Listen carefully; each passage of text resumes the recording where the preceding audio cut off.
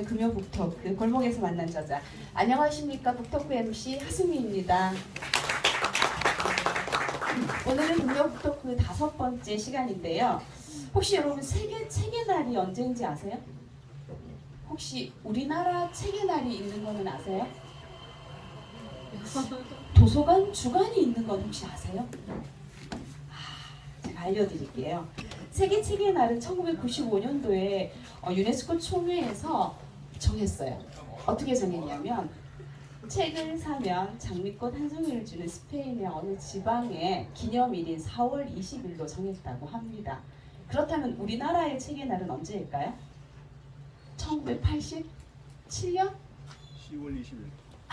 땡이에요. 어떡하죠? 네, 그 10월 11일이에요. 제정된 이유는 뭘까요? 바로 8만 대장경이 완성된 날이라고 해요. 근데 생각해보면 세계 책의 날보다 우리나라가 빠르죠. 심지어 8년이나 빨라요. 그리고 실제 명칭은 한국 책과 저작권의 날, 이렇게라고 보시면 될 것 같아요. 제가 잘못했어요. 세계 책과 저작권의 날이고 우리나라는 그냥 책의 날입니다. 그러면 도서관 주간이 있다는 걸 혹시 들어보셨어요? 있습니다. 심지어 1964년도에 한국도서관협회에서 제정했어요. 4월 12일에서 18일 일주일간을 도서관 주간으로 정했는데요. 올해로 58회라고 합니다. 어마어마하죠. 그죠? 제가 이걸 어떻게 할까요, 여러분? 어떻게 할까요? 약간 컨닝은 했지만 그래도 좀 알고 있잖아요. 바로 이 책을 읽어서 합니다. 이 책에 있는 내용이거든요. 우리 지역에 보면 도서관이 많아요. 도서관이 있다는 걸 모르는 사람은 없는데 도서관을 정확하게 아는 사람은 잘 없어요. 그래서 아는 것과 모르는 중간 어딘가쯤에 우리가 다 있습니다. 그래서 도서관이 있는 건 아는데 열람실이 몇 층인지, 대출 기간이 일주일인지 2주일인지 뭐 이런 거 있잖아요. 구체적인 걸 잘 모르는 경우가 많은데 이 책을 읽으면 좀 명확해진다는 생각이 들었어요. 지식도 있고요, 정보도 있고, 심지어 이 책을 읽으면 지역을 사랑하는 마음도 생긴다는 것이지요. 그러면서 문체도 되게 매끄럽고 전개가 아주 읽기 수월해요. 그래서 저는 이 책이 단연코 좋은 책이라고 생각합니다.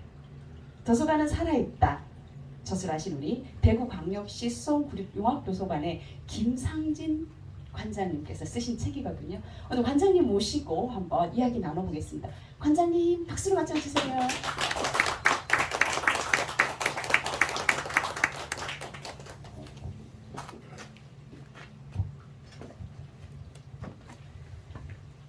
안녕하십니까, 김상진입니다.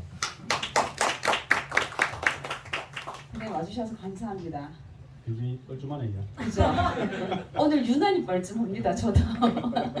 네, 오늘 유난히 뻘쭘한데 그래도 한번 열심히 달려보도록 하겠습니다. 앞서 간단하게 소개를 드리긴 했는데 직접 소개, 그리고 오늘 참석해 주신 분들에게 간단한 인사 말씀 부탁드릴게요. 예. 불금인데 한잔하러 안 가시고 어설픈 사람 얘기 들으러 와주셔서 복 받으실 겁니다. 제가 그 시간 뺏는 짓은 아니어야 되는데 이런 생각을 했습니다만 잘못했습니다. 뻘쭘합니다. 부끄럽고. 어쨌든 뭐 제가 우리 하 선생님께서 얘기한 질문을 하실 것 같아서 잔뜩 쫄고 있습니다. 어쨌든 아는 바에 의해서 진술을 하도록 하겠습니다. 조사하면 다 나오니까. 네. 있는 대로 불겠습니다. 네, 오늘 진술하는 날이다, 그죠? 뻘쭘하게 진술하면 결과가 어떻게 될지 상당히 기대가 됩니다. 네, 책에 보면 이력이 이렇게 먼저 나와 있더라고요. 보니까 문헌정보학과를 전공하셨고 영남일보에서 기자도 하셨어요. 그런데 지금은 도서관 관장님을 하신단 말이에요. 연결이 되는 듯도 하지만 이렇게 가는 과정이 좀 있으셨을 것 같아요. 그래서 그 과정 한번 소개 부탁드릴게요.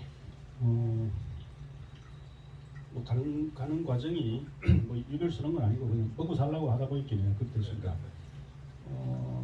제가 전공은 문헌 정보, 예전에는 어딥니까, 도서관학이라고 얘기를 했습니다. 도서관학, 저희들이 제가 79학번인데 저희들 계열별 모집이었고 그 당시에는 저희 물리대 인문사회계를 입학을 했습니다. 그래서 천학과, 사학과, 또 뭐가 있죠? 이렇게 인문사회 계열의 소위 말하는 인문 영역이라고 얘기하는 그런 그 과가 이렇게 모여 있는 곳이었는데 어디가 1학년 때까지는 계열비리니까 그냥 술 먹고 놀고 신나게 놀아보고 2학년 때 이제 전공 찾아서 가는 코스였는데 그때 이제 택도 아니게 그 생각을 했죠. 대학을 와서 이제 본격적으로 그 전부터 술은 저도 좀 했습니다만 본격적으로 술을 마시기 시작하고 보니까 대학 교수만큼 좋은 직업이 없는 것 같더라고요. 아하.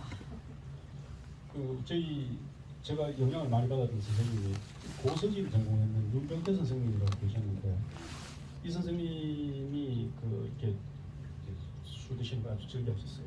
특히 막걸리를 좋아하셔가지고 저희들이 학교 축제 시즌 되면은 선생님 보고 수업하지 말고 술 먹자 이런 얘기를 어떻게 표현했냐면 그래서 농대에 가면은 축제 때 우유 마시기 대회를 하는데 거기 가서 이렇게 입상해야 되지 않겠습니까? 연습 좀 해야 됩니다. 이러면 선생님 무슨 말씀인지 금방 알아듣고 네. 가자 빨리 막걸리 집 마시고 그러면서 이제 자기 생각하시는 것도 이렇게 표현도 비교적 다른 직업보다는 덜 쫄고 그죠. 그 시절이 박통 말기였으니까. 네.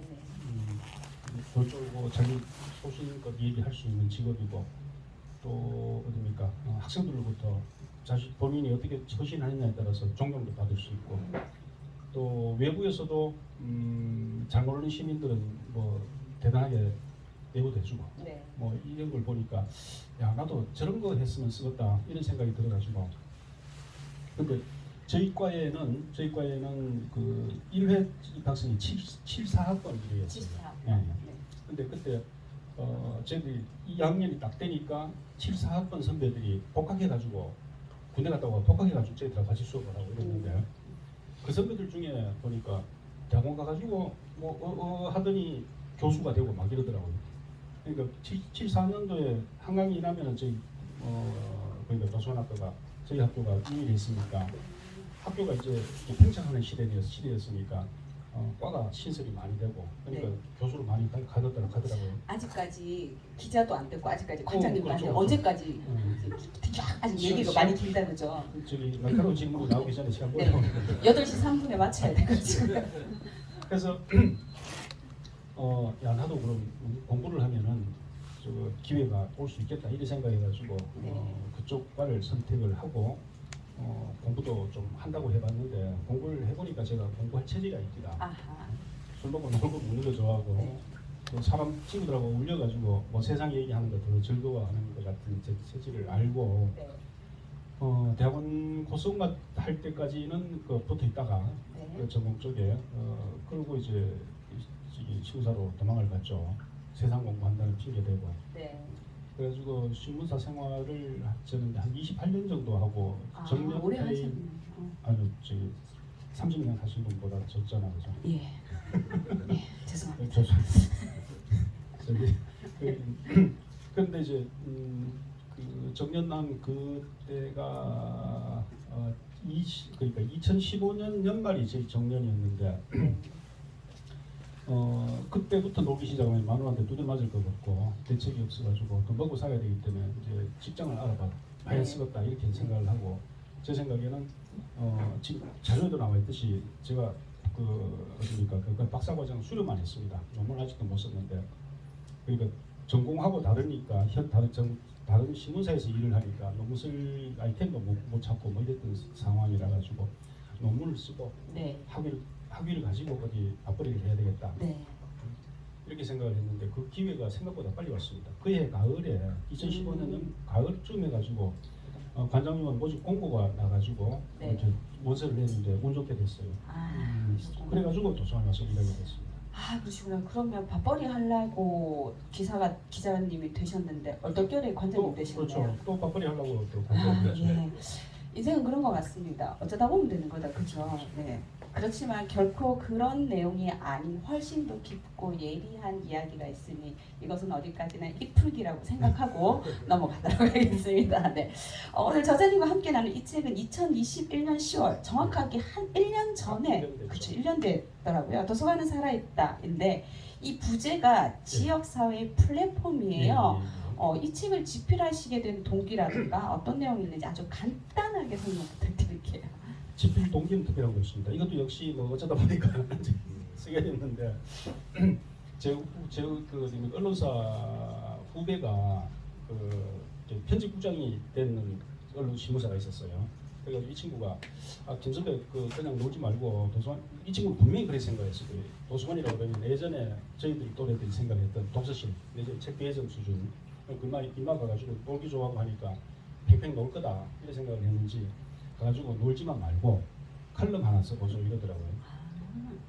야 노는 거 아니다 해도 그냥 씹고 치아보더라고요. 네. 논다 계속 그렇게 생각하는 것 같아요. 그래가지고 이모한테 그게 아니라는 걸 보여줘야 되잖아요. 좀. 그래가지고 격주로 칼럼을 쓰면서 이게 그리고 숙제하듯이 하다 보니까 언어가 모였군요. 그런 거가 뭐였죠. 그것도 뭐 하다 보니 그렇게 됐습니다. 네, 하다 보니 책이 잘 나왔습니다. 그러니까요. 네, 이 책은 보면요 총 4개의 부로 되어 있어요. 1부 우리 삶을 바꾸는 도서관, 2부 코로나 시대의 도서관, 3부 도서관과 독서문화, 4부 지역사회와 도서관이에요. 도서관이 지역사회 거점으로 지속 가능한 공동체가 되기 위해서 어떤 기여를 해야 되는가에 대한 고민을 좀 많이 하셨다라는 생각을 듭니다. 한 부 한 부씩 한번 살펴볼게요. 1부 같은 경우에 우리의 삶을 바꾸는 도서관인데요. 책 시작이 A라는 어느 아저씨 얘기로 시작하더라고요. 하루 종일 도서관에 있어요. 아침 먹고 와서 있고 점심 먹고 와서 있고 저녁 먹고 와서 있고 그런데 그 하루 종일 있는 내용들을 보면 결코 지루하지 않을 것 같은 거예요. 너무너무 다채롭고 너무너무 재밌을 것 같은데 정말 사람 중심의 복합 문화 공간으로 도서관이 변화하고 있다는 느낌을 일부를 읽으면서 확실하게 느꼈어요. 정말 그런가요? 그 A는 실존 인물입니다. 그렇겠죠. 네. 그분은 아니고 저희들 도서관에 보면은 은퇴하신 분들이 많거든요. 네. 그래서 저희 도서관이 소재하고 있는 곳이 수성구 범물 1동인데 수성구 범물 1동의 노인 인구 비율이 지금 한 32% 가까이 돼요. 그러니까 유엔 기준으로는 20% 초과하면 초고령 사회. 네. 그러니까 32%나 지금 가까이 되니까 초초고령 사회죠. 초초고령. 그래서 이제 은퇴하신 분들이 도서관에 근데 그 소위 말하는 먹물종 들었는 어른들은 경로당 가기 거시기 하잖아요, 그죠? 네네. 노인복지회관 가서 시간 보내기 하기도 어줍지 않고 이러니까 이제 도서관을 열심히 오시더라고요. 그리고 자켓 입고 출근하시듯이 집에서 아마 사모님 보고 갔다 올게 하고 이제 다녀오세요 그러고 나오시겠죠. 집에 있는 것보다 낫죠. 저도 아마 그렇게 되겠지만 네네. 그렇게 하는 분들을 제가 보고 네. 그 얘기로 그 사례를 그러니까 그 꼭지로 선택해서 집어넣는 건데 근데 이분들이 그냥 와서 시간 보내는 거는 아닙니다. 그러니까요. 그리고 나름대로 현역일 때는 한 칸씩 하던 양반들이니까 제대로 못하면 바로 지적질을 당해요. 제 방은 저희 도서관에 그 관장실 1층에 있는데 네.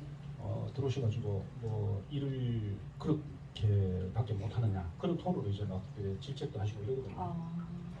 그리고 뭐 젊은 친구들 저희들 젊은 동료들한테도 뭐 얘기 그렇게 하시고 그러니까 감시 있는 처리가 굉장히 많습니다. 네. 감시라기보다는 뭐 동료 내지는 격려 네. 예정 어린 질책이시겠죠. 그리고 그게 본인들의 삶과 직접적인 관계가 있으니까 그렇죠. 하루 종일 계신데 거죠. 특히. 네. 맞아요. 그래서 저는 이게 요즘의 도서관은 그런 모습이다라는 걸 이제 스케치하듯이 이제 네. 보여드린다고 그렇게 배치를 했는데 아주 딱 임팩트 있게 좋았습니다. 괜찮았습니다. 복합 문화 공간의 네. 개념을 아주 확실하게 보여줄 수 있었던 것 같아요. 관장님 진짜 노는 거 아니시네요. 그렇죠. 어느 정도 들어야 되고. 네. 그러니까 누가 그렇디다. 저는 뭐 관장님 뭐 그렇게 많이 조금밖에 못 봤습니다만은 그래도 이렇게 붙어 있는 게 됩니까? 예. 맞습니다. 그런 생각을 하는데 네. 그 중에 절반 정도는 욕 먹는 값을 하는 거다. 뭐 이런 표현을 하던데 안 맞겠나 싶어요. 네, 그리고 책임지는 자리. 그리고 젊은 친구들이 감정노동을 하는 사례들이 꽤 많죠, 있거든요. 많죠. 그런 경우에 제가 대신 여기라도 먹어줘야지 제가 바꿔가는 거죠. 그렇죠, 맞습니다. 책임지시는 그렇게 자리입니다. 생각하고 있습니다. 그 책에 보면 또 이제 무학도서관, 숲도서관 이야기가 나와요. 예, 예. 어떤 분들 입장에서 좀 생소할 수 있지만 요즘엔 좀 트렌디하다라고 얘기할 정도거든요. 그 언제부터 숲도서관이 시작됐고 한 어느 정도가 있는지 일반 도서관하고 어떻게 다른지 뭐 예, 예. 우리가 도서관에 대한 이야기를 하는 거니까 한번 그렇죠. 조금 소개 좀 부탁드릴게요. 저기 용학도서관이라는 게 이제 본관이고 지금 방금 물어주신 무학 숲도서관, 네네. 무학 숲도서관하고 파동도서관이라는 것하고 두 개가 이제 나눌분자 본관입니다. 브랜치를 두 개 가지고 본관하고 세 개를 저희들이 운영을 하고 있는데 방금 물으셨는 그 숲도서관은 2019년 4월에 오픈했습니다. 아 얼마 안 됐다 예, 그죠? 그렇죠. 네. 이제 만 3년, 그렇죠. 이제 4년 차죠. 네네. 예. 근데 그 당시에는 숲이라는 키워드를 넣는 이유는 그게 어디 있냐면은 저뭡니까 황금동, 황금 아파트, 황금주공 아파트 재건축 사업을 해가지고 네. 아파트 단지 꽤 많이 들어섰지 않습니까? 그 5단지 아파트 바로 뒤쪽에 있는 예전에 예비군 교육장 하던 공간이에요. 네. 예비군 교육장 하던 공간을 좀 얘기 길어질지도 모르겠는데 수성구에 대구 스타디움 앞에 알파시티라고 있지 않습니까? 네. 알파시티가 그린벨트였는데 그린벨트 해제해가지고 개발 사업을 했죠. 네. 이걸 대구도시공사에서 해가지고 개발 이익이 발생하니까 그 이익을 국토부에서 그냥 가져가도 되는 건데 어떻게 얘기가 잘 돼가지고 수성구 지역의 어딥니까 그린벨트가 훼손된 대가로 발생했는 이익이니까 네. 그 이익을 정부가 가져가지 말고 수성구에 남겨달라. 네, 지역민에게 돌려라. 그렇죠, 그렇죠. 지역민들에게 다 돌려줘라. 이렇게 돼서 그 자금을 가지고 아까 말씀드렸던 예비군 교육장 네. 그 부지를 거기에 신유지도 있고 고유지도 있고 사유지도 있는데 사유지를 매입해가지고 네, 네, 네. 공원을 만들었습니다. 무학산 공원이라고. 네. 무학산 공원이라는 걸 만들고 그 주변에 있는 사유지 안에 이렇게 식당도 있고 뭐 네. 단독주택도 있었어요. 그래서 단독주택 같은 것들은 다 철거를 하고 식당 건물만 그걸 리모델링 해가지고 지금 도서관을 만들거든요. 네. 아, 제가 한 번 시간에 거의 식당 건물이었어요. 예, 네. 예. 그렇군요. 닭백수가 되는 식당이. 아, 이제 닭박숙 자리에서 책을 읽었군요. 네. 가보셨는데. 네, 네, 네. 그러니까 숲 속에 공원 속에 이제 하나 있는 유일한 맞습니다. 건물 네. 이런 컨셉이니까 이게 숲이라는 키워드가 들어간 게 맞겠다라고 네. 정리가 됐고 그 당시에 숲도서관이 캐릭터를 그럼 어떻게 해야 돼? 이름만 숲이 아니고 뭘 해야 될 건지 저희들이 고민한다고 벤치마킹 한다고 자료를 찾아보고 하니까 그 당시에는 불과 3년 남짓인데 그때 숲도서관이 일어나면 이 숲이라는 키워드가 들어가는 도서관이 전국에 몇 개 없었습니다. 아, 예. 한 두세 개 정도밖에 없었어요. 지금은 무지 많이 들었어요. 무지 많이 들어요. 네. 그러니까 이게 아까 말씀하셨듯이 이게 트렌디한 키워드다. 네, 네. 그리고 나서 오늘 오면서도 어딥니까 내 선생님한테 이게 딱 숲도서관 이렇게 찍어보니까 뭐 광교부터 해가지고 뭐 쭉 나오더라고요. 아, 그게 많군요, 이제 이제. 많이 늘었습니다. 네, 네. 그리고 거기서 이루어지는 거는 아까 말씀드렸듯이 생태 중심입니다. 생태 중심. 네, 숲이라는 키워드를 넣는 만큼 네. 생태 그리고 생태 중심의 장소도 모으고 생태 네. 중심의 그 뭐라 그러죠 평생 학습 프로그램들 네, 네, 네. 또 진행을 하고 네. 이렇게 그렇게 좀 특화시켜 놨습니다. 네. 그래서 2019년, 20년 뭐 이런 상황에서는 저희들이 그걸 뭐라 그러죠 특화 도서관으로 지정도 받아가지고 네, 얼마간 네. 활동 운영비도 네. 국비에서 좀 확보하고 그래서 네. 있습니다. 네. 무학도서관 가보시면요, 이렇게 책을 읽으려고 밖을 보면 산이 딱 보여요. 네. 그래서 우리가 책을 빌리고 읽으러 간 그곳에서 자연과 함께 할 수 있다는 건 참 좋은 것 같고요. 이런 도서관의 변신, 그 중에 하나 숲. 이건 정말 앞으로 이렇게 좀 더 많이 늘었으면 좋겠다는 생각이 듭니다. 이제 2부로 넘어갈게요. 2부는 코로나 시대의 도서관이라는 주제로요. 2020년 팬데믹 선언은 우리 삶이 정말 그렇죠. 힘들었잖아요. 아직도 좀 남아있고 그때 도서관은 어떠했는가 이야기가 2부에 있더라고요. 근데 사실 저도 한 번씩 도서관을 가지만 그때 도서관이 어떤지 어떻게 하고 있는지 이런 거에 대해서 궁금해할 겨를이 없었어요. 사실 저희 집은 책에도 나오는 단어지만 도세권이에요. 도세권. 지금 아파트가 모를 겁니다. 예, 그러길 바라는데요.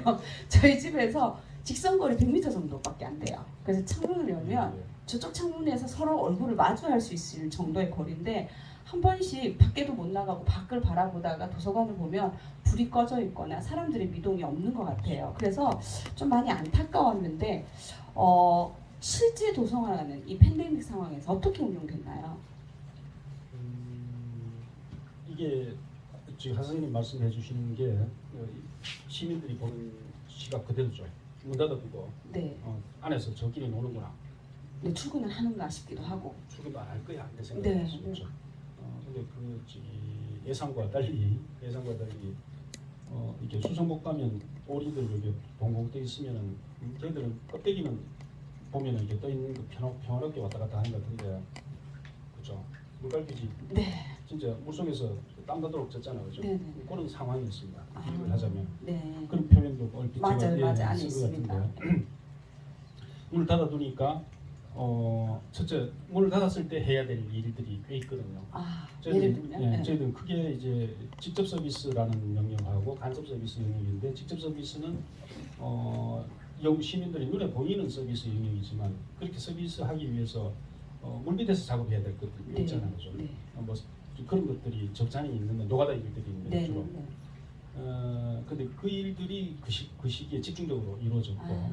그리고 그것만 하면은 금방 도서관 문을 열 수 있을 거다 생각을 했어요, 처음에는. 그렇죠. 모두 그랬죠. 한 달 정도만 버티면은 맞아요. 뭐 되겠지 이래 생각을 했는데 이게 계속 길어지잖아, 그죠? 하염없어졌죠. 하염없어졌죠. 그래서 그 다음부터는 이거 이래가 될 일이 아니다. 그러면은 이용자들이 도서관을 찾지 못하니까, 네. 그러면 말 그대로 비대면 상황이 되니까 네. 비대면 상황에서 서비스 할 수 있는 방법을 찾자 네. 해서 그러니까 그 뭐라 그러죠? 이게 예방 주사 맞을 때 백신. 드라이브 스루 하듯이. 네, 드라이브 스라디. 네. 책도 그렇게 빌려주지 않아요. 네. 전화 신청 받아가지고 네. 지금 인터넷으로 도서 검색은 가능하잖아요. 그쵸. 홈페이지 들어가서 그래 전화를 하면은 준비해뒀다가 네. 묶어뒀다가 딱 내주는 이런 작업하고, 그리고 이제 방진복 비슷한 거 뭐 이렇게 뒤집어 쓰고 맞아요. 서로 맞아요. 격리해야 되니까 요즘 그렇게 작업을 하고, 그거에 이제 대출 분야에 있어가지고 방법이고, 평생 학습에 해당하는 강좌, 강연, 뭐 특강, 뭐 체험, 뭐 저쪽 하는 이런 것들은 그렇게 할 수가 없잖아요. 네. 직접 못 만나니까. 그래서 이제 그런 영역들은 다행스럽게 저희들이 2020년 네. 코로나가 시작되기 전에 2019년부터 저희들이 영상 아카이빙 작업을 했었어요. 네. 그러니까 뭐 예산은 따로 없는 거고, 네네. 그냥 이제 그때 일자리 사업을 자꾸 만들어 가지고 국가에서 이제 일자리 늘리자는 차원에서 하니까, 그때 저희들이 청년 일자리 사업을 하는데 미디어 전공했는 친구들을 네. 뽑았습니다. 네. 그래서 그 친구들한테 영상 제작을 하자. 이래가지고 저희들이 뭐 용학인의 사람 책방이라고 네. 재능 나눈 사람 도서관인데 네. 그런 프로그램이라든지 아니면 기획했는 시리즈 강좌라든지 네. 뭐 기뢰 인문학이라든지 이런 것들이죠. 뭐 이런 기록으로 남길 만한 가치가 있다 생각하는 것들은 그 작업을 한 1년 정도 저희들이 한 상태였거든요. 네. 그러니까 그런 컨텐츠가 벌써 만들어져 있었고, 영상 컨텐츠가 있었고, 또 노하우가 축적돼 있으니까 저희들은 비대면 상황에서 할 수 있는 것, 그러니까 그러면 뭐 어딥니까? 저기 컨텐츠를, 영상 컨텐츠를 그쵸. 탑재만 플랫폼에 온라인 플랫폼에다 탑재만 하면 되니까 그런 방식으로 저희들은 그 서비스를 했죠. 그러니까 결코 문을 닫은 건 아니다. 네. 도서관은 살아있다라고 저기 타이틀도 잡았는 것도 그 대목에서 좀 착안을 제가 했습니다. 네. 그러니까 죽어 보이는데 문을 닫아가지고 죽어 있는 것 같아 보이지만 박제된 공간이 아니고 네. 살아서 움직인다. 코로나도 뭐 피해갈 수 없다. 뭐 이런 거 있잖아요. 네. 뭐 그렇게 지냈습니다.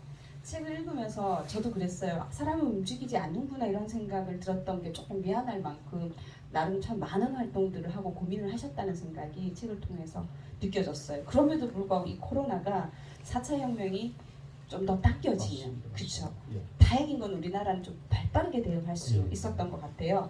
앞으로도 이런 변화들이 가속화될 것 같거든요. 저 역시도 그렇죠. 코로나 시국에 저는 책 모임을 줌으로 했어요. 주문하셨죠. 네, 어메이징 했었어요. 진짜 이게 무슨 일인가 싶은 거예요. 밑에는 파자마 입고 위에만 딱 바꿔 입고 이렇게 줌으로 책 나눔을 하는데 그것만으로도 숨이 좀 쉬어지는 느낌이 들었었거든요.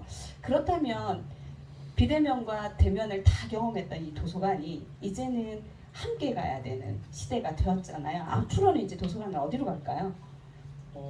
이게 심리학자들 얘기를 들으니까 사람이 관성이 생기는데 40일이 소요된답니다. 40일만 경과가 되면은 무조건 관성이 생겨가지고 그 관성 바뀐 그 상태를 또다시 바꾸는 걸 싫어하는 게 된대요. 완전 체화된다는 그걸 뜻이죠. 체화되는 거죠. 네. 그리고 명리를 공부하시는 분들 얘기 드니까 40일이 아니고 45일이다. 음양의 뭐 이렇게 계산하는 방법이 있다고 네. 그런 얘기를 하더라고요. 그러니까 아무튼 40일 전후가 되면은 네. 어딥니까 체화된다. 네. 네. 관성이 벌써 생겨버린다. 뭐 이렇게 얘기를 들었는데 비대면 상황, 대면 상황 이것도 저는 마찬가지라고 생각해요. 네. 그리고 아까 말씀하셨듯이 이게 비대면 상황이 됨으로 해서 이렇게 디지털 환경에 우리가 훨씬 더 빨리 다가가는 거죠. 네. 뭐 지금 뭐 디지털 대전화 시대라고 그러잖아요. 그렇죠. 디지털 트랜스포메이션이라고 얘기되죠. 이 가속도가 예전 됩니까?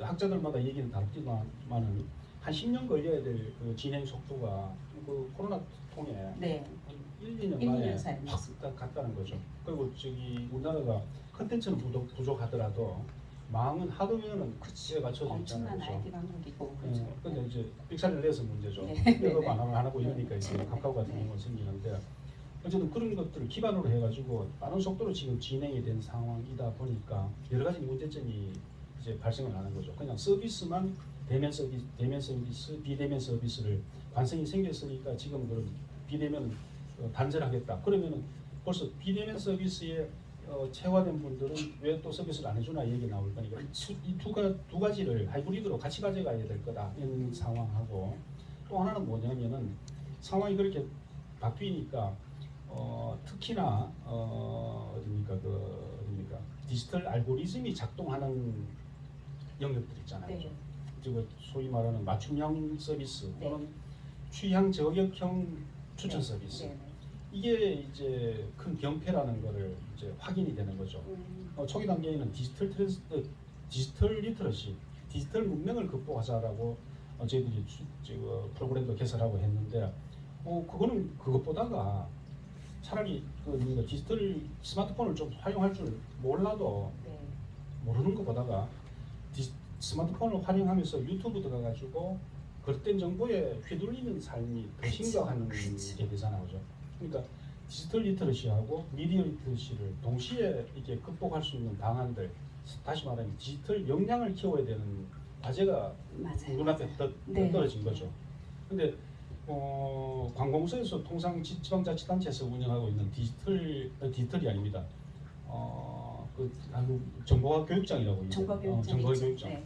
그걸 전형적으로 이렇게 학교 공교육 시스템으로 맞아요. 네. 쫙 앉혀두고 네. 컴퓨터 하나씩 네. 집체 교육 방식이죠. 따라서 네. 그리고 집체 교육이죠. 네. 근데 그렇게 해가지고 특히 연세했던 분들은 아까 말씀드렸듯이 안 되죠. 연세 많은 분들이 많으니까 그거 해가지고는 별 실효성이 없습니다. 네. 해가지고 계속 쳇바퀴 도는 거고 맨 그 자리고. 그럼 1대1로 해가지고 좀 이제 활용토록 이 할 수 교육을 있는. 시켜드려야 되는데 교육이라기보다는 이제 훈련돼야 되는 거죠. 숙련돼야 되는 부분인데 이 부분을 어떻게 이제 극복해낼 건가. 이게 이제 굉장히 그 고민거리가 지금 내두져 있습니다. 그렇죠.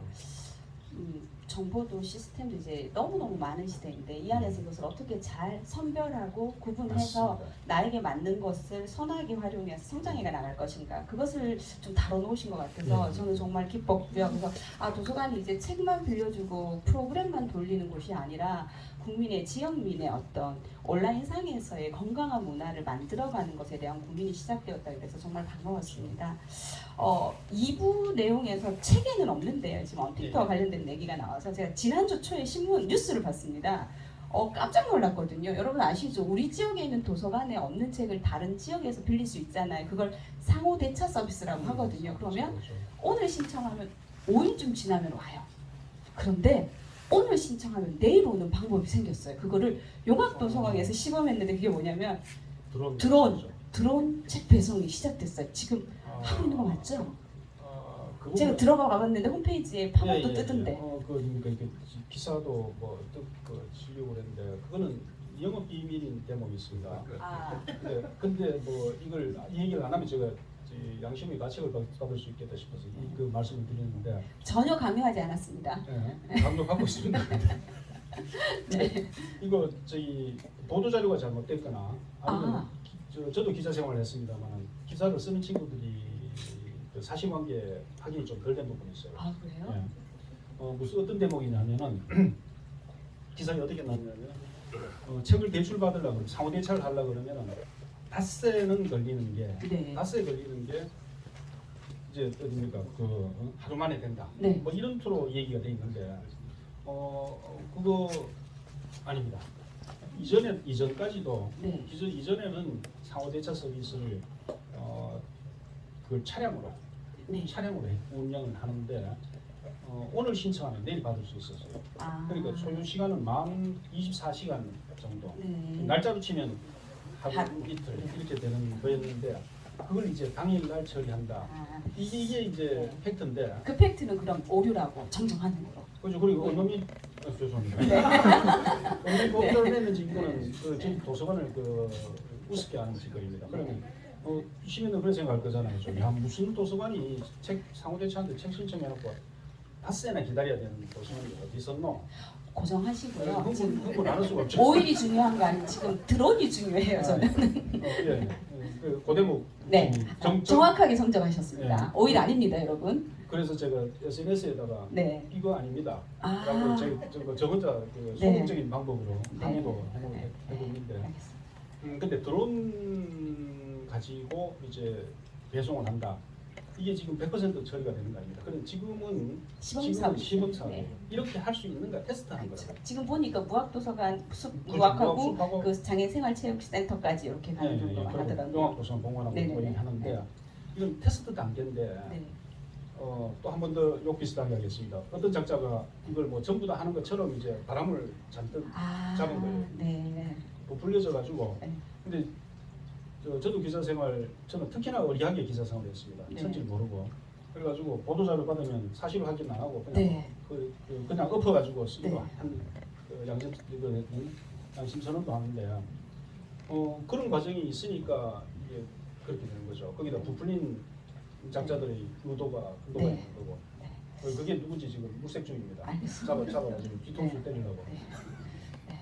근데 지금 그게 뭡니까 일상적으로 이루어지는 게 아니고 저희들이 상호대차하는 물량이 꽤 많거든요.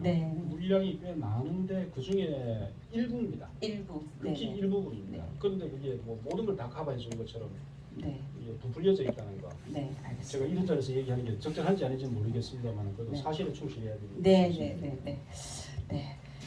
드론으로 책 보내는 게 너무 깜짝 놀라고 너무 신기하고 너무 신나고 질문했다가 그죠? 2번 노여움을 붙들었는데 그래도 사실에 입각해야 될 것 같습니다. 이거는 전하는 게 맞는 것 같아요. 제가 정확하게 기사를 읽었기 때문에 이렇게 질문 드릴 수 있었고요. 고맙습니다.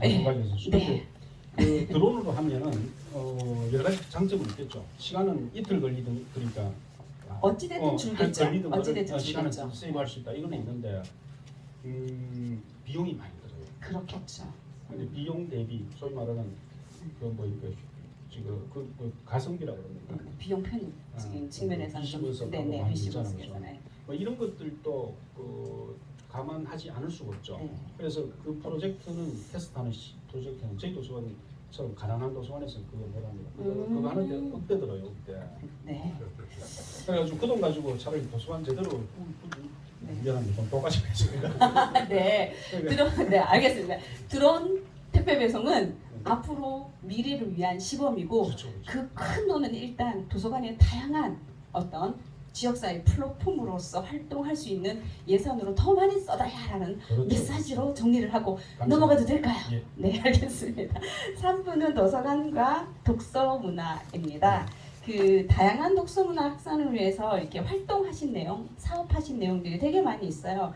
3부에서 제가 아까 말씀드린 책의 날이라든가 도서관 주간 같은 것을 알게 되었거든요. 그렇다면 현대인의 인문 역량 강화에 영향을 미치는 다양한 사업들 중에서 관장님 입장에서 가장 기억에 남는 것, 저는 이렇게 보니까 뭐 독서 마라톤 대회라든가 책으로 마음의 읽기라든가 뭐 제가 이렇게 참여하고 또 보고 듣고 이랬던 것들이 예. 있어서 되게 반가웠거든요. 관장님 입장에서는 딱 하나만 고르라면 왜 어떤 것일까요?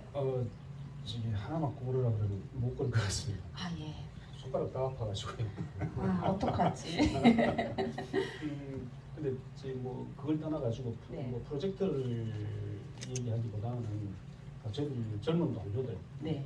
저희 또 젊은 동료들이 그 월급도 나오는 것도 아닌데 연락관장 만나가지고 네. 한번 해보자 그러면 못하겠다 얘기 안 하고 이렇게 도서관과 도서관에 종사하는 사서로서의 그 역할에 충실해 주려는 그 자세 때문에 네.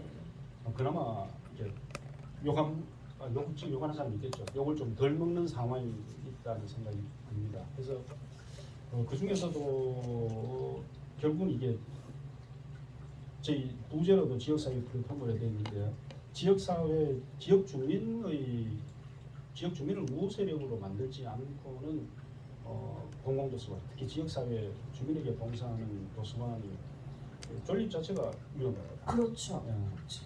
그런 제가 젊은 동료들한테는 그럼토록 겁도 좀 줍니다. 누구한테 줄 설 생각하지 마라. 네. 특히 정치인한테 줄 서가 뭐 하려고 장난칠 생각하지 마라. 공무원한테 뭐 잘비가 뭐 생겨도 갔나 주민한테 잘비가. 저기 정치인들이나 공직자 입장에서는 이 도서관의 가치에 대해서 그 사람들 그렇게 고민들을 별로 안 한 것 같아요. 네. 근데 원래 그런 게 있지 않습니까? 자기가 경험해본 것 이상 그 인식하는 것들 상당히 힘들거든요. 네. 그러면 그러니까 독서실 당장 저만 생각하더라도 독서실로 이용했던 그 기억들, 그리고 독서실 가가지고 시험 공부 열심히 하다가 머리 아프면 잠시 가서 그러니까 그 잡지 조금 봤던 것들, 아니면 소설책 한번 빌려봤던 이런 기억밖에, 그런 빈약한 도서관에 대한 기억밖에 없는 게 저 스스로인데, 뭐 저희 또래쯤 되면은 거의 대부분 그렇다고 봐야 합니다. 저도 거의 비슷했었습니다. 네. 그럼 그런 분들한테 도서관이라든지 사서의 운영을 맡긴다는 건 지역 주민들에 대한 그 자세가 아니다. 차라리 그 에너지를 주민들한테 신경 쓰자. 그래서 뭐 다양한 프로그램을 주민들 입장에서 시각도 바꿔야 되죠. 그렇죠. 주민들 입장에서 뭐가 필요할까 이런 것들 잘 고민해내는 게 네. 그분들을 우호 세력으로 만드는 거고, 네. 그분들이 도서관 없어지면 안 된다라고 얘기해줄 유일한 분들이다. 그렇죠. 맞습니다. 뭐 그렇게 생각을 하고 있습니다. 도서관의 주인은 지역민이고 때문에 아, 지역민의 그렇죠. 니드를 예. 맞추는 것이 1순위다. 그런 의미에서 3부에서는 정말 다양한 활동들, 노력들, 시도들을 하시지 않았나라는 예. 생각이 들었습니다. 4부로 넘어갈게요. 4부는 지역사회 도서관인데요. 이걸 읽으면서 막 애양심, 대구를 막 사랑하는 마음이 생기더라고요. 가장 지역적인 것이 가장 세계적인 것이다라고 생각이 들어있는데 그 마음에 딱 떨어질 만큼 예를 들면 뭐 의병이라든가 항일이라든가 민주화, 사실 대구의 정신으로 이렇게 딱 깔려 있지 않습니까? 그렇죠. 그런데 이렇게 말씀하셨어요. 대구는 인물 평가에 인색한 곳이다 라는 말씀을 하셨어요. 그리고 충분히 그렇게 서술을 해주셨더라고요. 인물 평가에 인색하다면 그와 관련된 자료나 역사적인 고증들을 보존하고 보관하고 대우하고 할 수가 없죠. 전승하고 할 수가 없잖아요. 그럼 이 문제를 해결하기 위해서 우리 마을 공동체가 활성화되어야 하는데, 그렇다면 지역사회 플랫폼으로서 도서관의 역할은 어떤 것이 있을까요? 좀 어렵다, 그죠? 지금 지문이 길어지니까 네. 공부 못하나 봐요. 네, 짧게 어떻게 하면 인색한 이것을 좀 잘 할까요? 예. 네. 그 지금 조금 이렇게 잘라서 제가 말씀드릴게요. 네. 첫째, 저는 제가 대구에서 태어났습니다. 네. 그리고 대구에서 학교 다녔고, 군대 생활한다고 그 대구를 벗어난 것 이외에는 그 대구 사람, 대구 놈이거든요. 근데 저는 대구 욕 무지합니다. 네.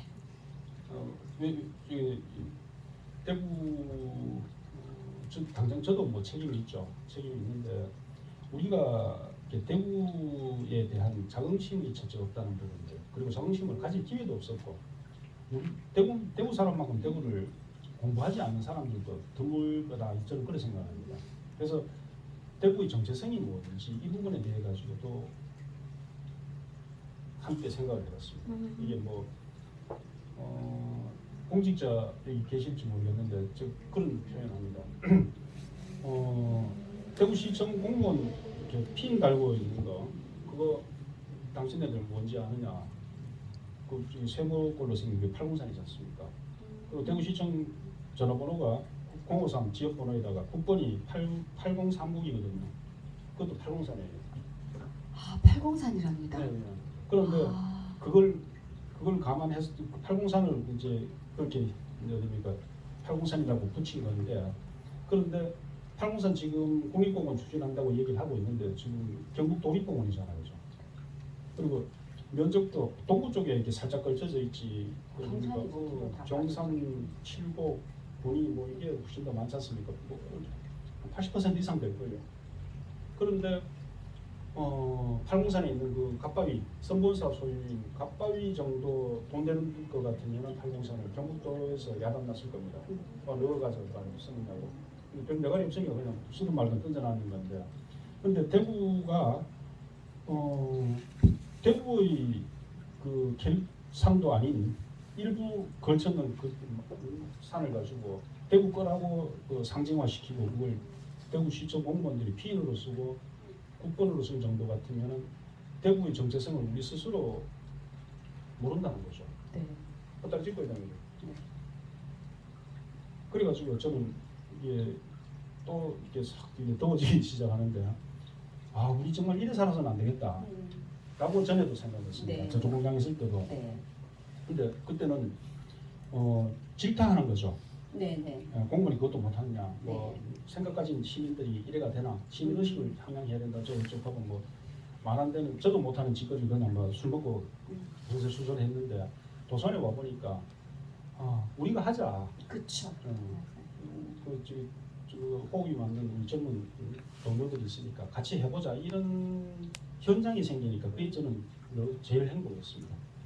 그래서 이제 그런 부분들을 하나씩 이제 저도 공부하고 네. 우리 지역 주민들도 같이 공부하자는 차원에서 아이템 설정하고 또 자료 모으고 네. 뭐 이렇게 하다 보니까 조금씩 이제 틀이 잡혀 갑니다. 네. 그래가지고 뭐 자료집도 좀 만들고 그래서 그렇게 했습니다. 특히 대구를 일컬어 가지고 그걸 뭐라 그러죠? 예전에는 뭐 능검도시 맞습니까? 섬유도시 하는 거 이제 섬유도시. 이제는 꽝이잖아, 그죠? 네, 지금 이제 완전히 딴 동네 얘기고. 사과도 없고. 그렇죠. 평강도 가야지 뭐 한두 번 있을까 말 거고 섬유는 뭐 말할 것도 없고 네. 그죠.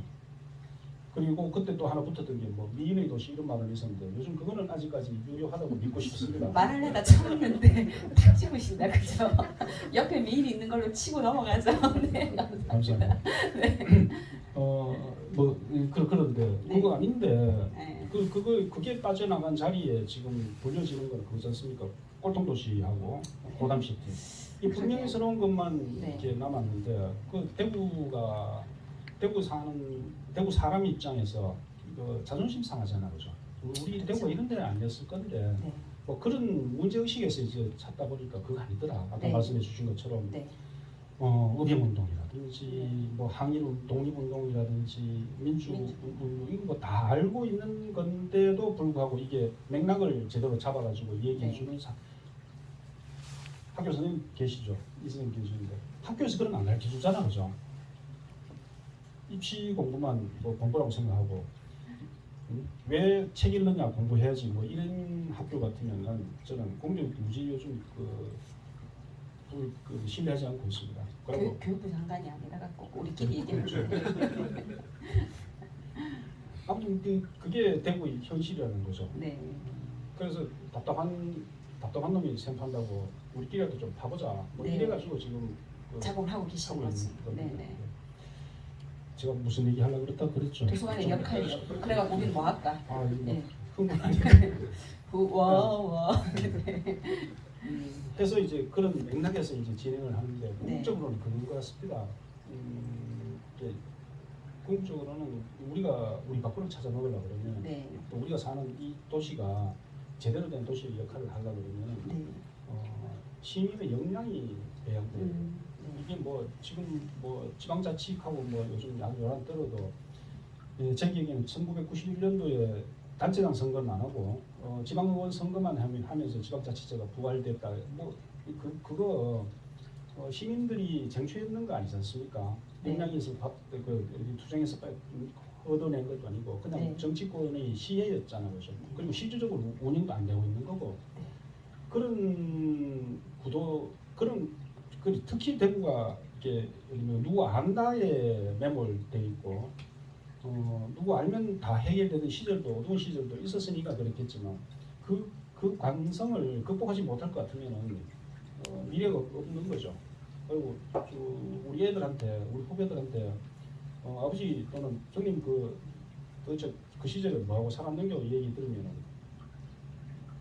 표현을 좀 그것이 합니다만 억수로 쪽팔릴 거 아닙니까? 네. 그래가지고 좀 덜 쪽팔릴 방법이 뭐가 있을까? 네. 그거는 결국은 시민 역량 강화밖에 없다. 네. 저부터 공부해보자. 네. 뭐 이렇게 지금 하는 게 저희들이 도서관이 큰 맥락이다. 뭐 이렇게 네. 이해해 주시면. 아마 하고 있는 대다수의 사업들이 차근차근 한 발 한 발 그 길로 가고 있는 것 같고요.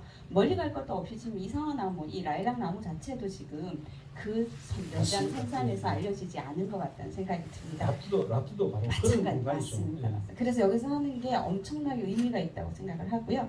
시간이 정말 얼마 안 남았어요. 하시고 싶은 말씀은 끝나고 다시 하셔야 될 것 같은 생각이 들 만큼 그래서 질문 한 분 정도 한번 질문 시간을 가져볼게요. 혹시 궁금하시거나 여쭈시고 싶으신 거 있으면 한 분 정도 질문 없으실까요?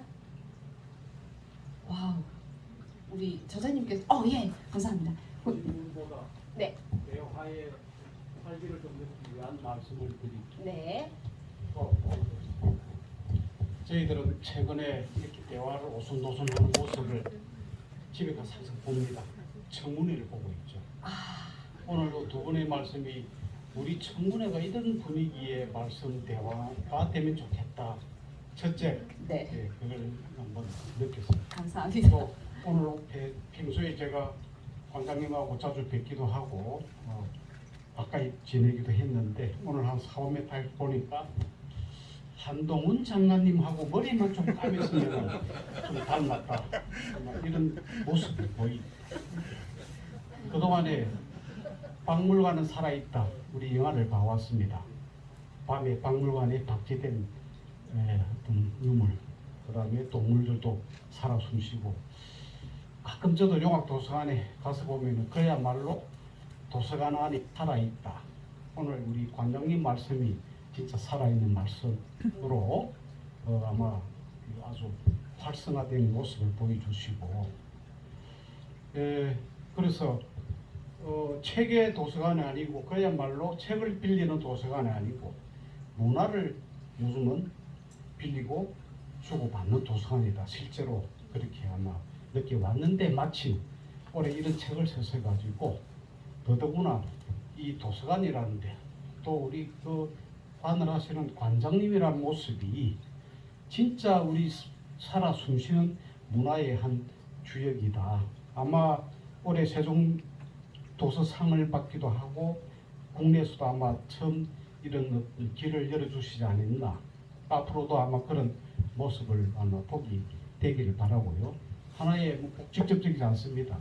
대구에서 아마 한 오랜 시간 전에 대도서관 문제가 많이 거론이 됐는데 지금은 아마 별 이슈가 없습니다. 그 대도서관이라는 그 개념이 향후에 아마 발생이 된다면은 또 혹시 또 그런 부분에 저는 개인적으로 궁금했습니다. 그래서 그 역할이 어떤지 조금 핀트가 다릅니다만은 한번 말씀을 좀 듣고 싶습니다. 네. 예. 근데 저희가 8시 3분에 무조건 마쳐야 해서요. 한 30초 내로 달릴까요? 잡아갑니까? 영장 친답니다. 대도서관 표현이 대표도서관 얘기하시는 것이요. 예. 제가 그냥 뭐 그쪽 관계하는 사람은 아닙니다. 그냥 저는 저 건물동 골짜기에 조그만 도서관 그 저희 동료들하고 오순도순 운영하는 사람 수준밖에 안 되니까 큰 거는 잘 모르겠고 원칙적인 대표 도서관의 역할이라는 거는 저희가 문헌정보학 쪽에서 얘기하는 그 서지 통정입니다. 비블리오그래피 컨트롤이라 그래가지고 한정된 자원, 한정된 환경 속에서 있는 자원을 여하이 공유를 잘하느냐. 다시 말하면 이제 효율성을 얘기하는 거죠. 그것들을 하려고 그러면은 시스템이 균일해야 되잖아요, 그죠? 그리고 호환돼야 되고, 그리고 아까 저기 드론 얘기도 해주셨지만 각 도서관마다 어디입니까? 자료를 다 구입하면 중복 투자하는 부분들이 있으니까 나름 특성화시키고 전문화시키고 그리고 상호대차 제도라는 것들을 통해서 공유하는 시스템을 만드는 게 이제 효율성도 높고 접근성도 높일 수 있는 방법이다. 근데 지금 정보 양이 예전에는 그 책 나오는 데 사모아도 도서관에서 저기 뭡니까 돈만 있으면 공간만 있으면 다 해결된다 그랬는데 요즘은 디지털 시대가 되고 나서는 디지털 미디어들이 워낙 많이 생산이 되니까 정보 양이 지금은 많아서 문제인 시대입니다. 그러니까 게이트 키핑이 돼야 되는 거죠. 걸러내는 작업들. 그러니까 꼭 봐야 될 정보, 지식 정보 또는 봐도 그만 안 봐도 그만. 절대로 봐서는 안 될 것. 이거 이제는 식별하는 능력이 개인한테도 있어야 되는 상황이거든요. 그런데 이제 도서관에서 대표 도서관이 생기면은 그런 게이트 키핑을 하는 데 있어가지고 컨트롤 타워 역할을 해줘야 돼요. 그리고 지금도 대구 시내의 도서관들끼리는 저희들 수성 구립 도서관 안에서는 아까 말씀드렸듯이 오늘 신청하면 내일 상호대차 시스템으로 배송이 되는데 다른 지역은 구 단위로만 되는 경우가 있습니다. 그리고 아예 그것조차도 안 되는 데도 있고, 그리고 대구시 전역은 안 되고 있고. 그러면 그거 운영하는 게 어디입니까? 다 우리 세금 내서 운영하는 혈세로 운영하는 것들인데 그게 지금 이게 그걸 뭐라 그러죠? 이게 혈류가 제대로 돌아가지 않는 상황인 거죠.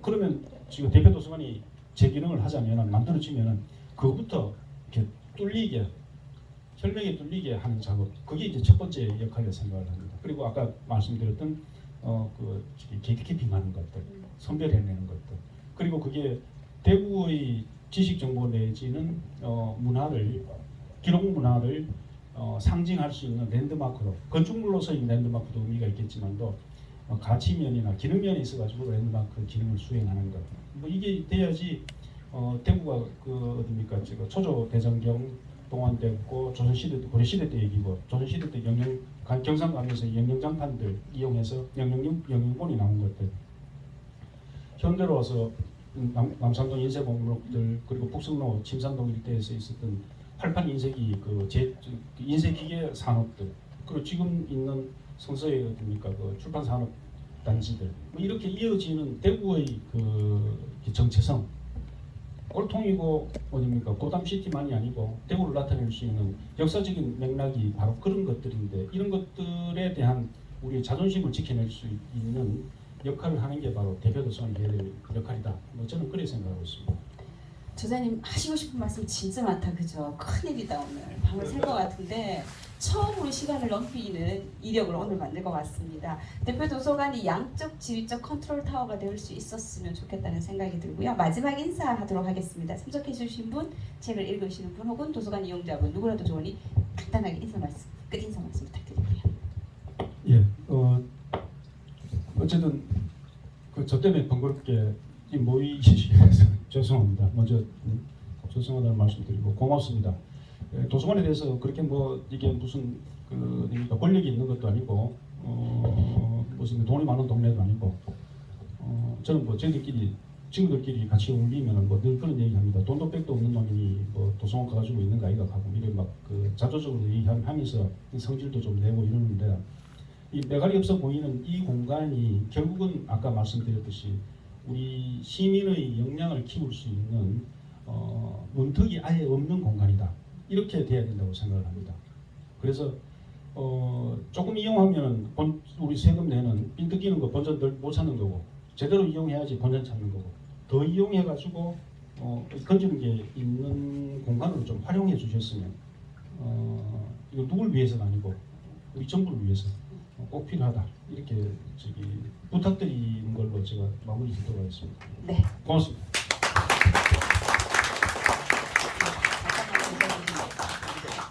디지털로그 시대의 자격과 비용 제약이 없는 복합 문화 공간인 도서관이 무한 변신하고 있습니다. 인문 공동체 플랫폼으로서 시대적 사명을 다할 수 있고 나아가서 우리 마을의 자랑일 수 있기를 소망합니다. 그러기 위해서는 우리 모두 책을 좀 많이 읽어야겠죠. 그리고 도서관도 좀 자주 가야 될 것 같고요. 자, 그럼 이제 금요 토크 5번째 순서를 모두 마칠까 합니다. 여러분 오늘 함께해 주신 김상진 관장님께 큰 박수 부탁드릴게요.